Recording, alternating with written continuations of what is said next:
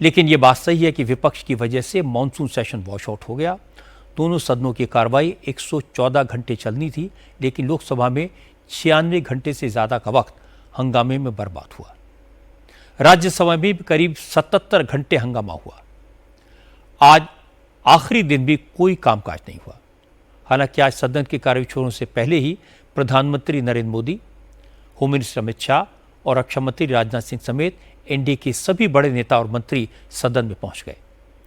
लेकिन विपक्ष के सांसद जिस तरह सदन के बाहर हंगामा कर रहे थे, उससे साफ हो गया था कि आज भी सदन में कोई काम नहीं होगा। इसलिए सरकार की तरफ से भी कोई कोशिश नहीं हुई। ठीक 11 बजे लोकसभा स्पीकर ओम बिरला सदन में पहुंचे और इसके बाद 1 मिनट तक विपक्ष के एमपीज ने नारेबाजी की। इसी दौरान स्पीकर ने सभी सांसदों से वंदे मातरम के गायन के लिए खड़े होने को कहा। 3 मिनट तक वंदे मातरम बजा। सभी 6 छंद गाए गए।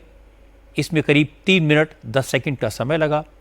वंदे मातरम पूरा होते ही लोकसभा स्पीकर ने सदन की कार्रवाई अनिश्चित काल के लिए स्थगित कर दी। सदन की कार्रवाई खत्म होने के बाद प्रियंका गांधी ने कहा कि मोदी और शाह आज सिर्फ वंदे मातरम गाने आए थे। अगर वो पहले सदन में आकर बयान देते तो इतना हंगामा न होता। आज आए हैं वंदे मातरम गाने के लिए, आज आए हैं। पूरा सेशन चला है, ना प्रधानमंत्री जी आए ना गृह मंत्री जी आए, तो कैसे चलेगा फिर ये लोकतंत्र और ये पार्लियामेंट।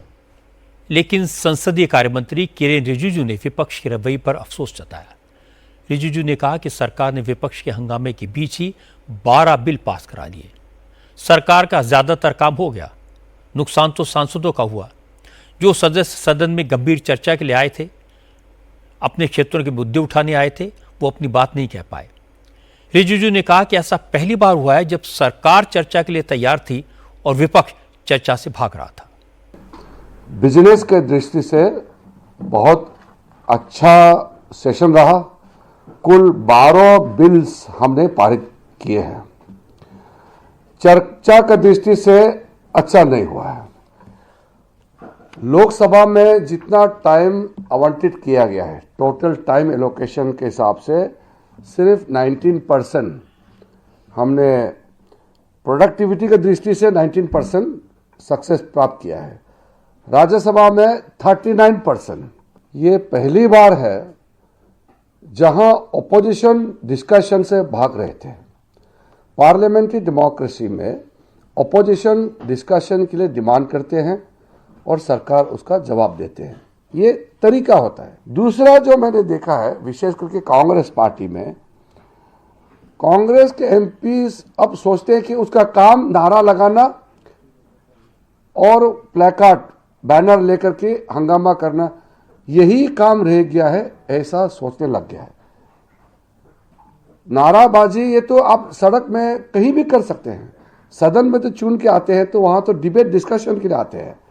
तो एक ऐसा माहौल बना दिया कि कांग्रेस के एमपी सोचते हैं कि उनका मुख्य काम प्रायोरिटी नाराबाजी है, ऐसा सोचने लग गया। सुबह सुबह उठता है, तकिया लेता है, पार्लियामेंट परिसर में पहुंचता है, नाराबाजी लगाएगा, गाली देगा, यही उनका काम रह गया है, ऐसा बना दिया है। तो मैं पार्लियामेंट्री अफेयर्स मंत्री होने के नाते कांग्रेस के जो विशेष करके नए एमपी है, उनके लिए मेरा दिल से मैं कहना चाहता हूं, उनके लिए मुझे खराब लग रहा है। अगर विपक्ष के नेताओं को लगता है कि 19 दिन तक लोकसभा की कार्रवाई रोककर उन्होंने किला फतेह कर लिया, तो ये उनकी गलतफहमी है। संसद की कार्रवाई ठीक से चले, इसमें विपक्ष का ज्यादा फायदा होता है। सरकार से कड़वे सवाल पूछे जा सकते हैं, मंत्रियों को कॉर्नर किया जा सकता है, जो बिल सरकार लाती है उनकी कमियों को विपक्ष उजागर कर सकता है। सोचिए कि सरकार का क्या गया। सरकार को तो जो बिल पास कराने थे वो बिना बहस के पास करा लिए। 12 बिल पास हुए और मंत्रियों को अनकंफर्टेबल सवालों के जवाब भी नहीं देने पड़े। विपक्ष के इंडिविजुअल एमपीज का भी भारी नुकसान हुआ। संसद में क्वेश्चन आवर के दौरान वो अपनी कॉन्स्टिट्यूंसी से जुड़े सवाल उठाते हैं, थोड़ा प्रेशर बनाकर मंत्रियों से काम करवा लेते हैं। सत्ता पक्ष के एमपीज तो अपनी कॉन्स्टिट्यूंसी के काम वैसे भी करवा सकते हैं, क्योंकि जितने भी मंत्री हैं वो उन्हीं की पार्टियों के हैं। लेकिन अब विरोधी दल के सांसद अपने क्षेत्र में जाकर अपनी जनता को क्या जवाब देंगे? इस बात को इंडिविजुअल एमपीज ने काफी महसूस किया है। अगर विपक्ष के नेताओं को लगता है कि उन्होंने ये दिखा दिया कि अमित शाह जवाब देने से भाग रहे हैं, तो ये दाव भी फेल हो गया, क्योंकि सत्र खत्म होने से पहले अमित शाह ने चैलेंज देकर इस दावे की भी हवा निकाल दी।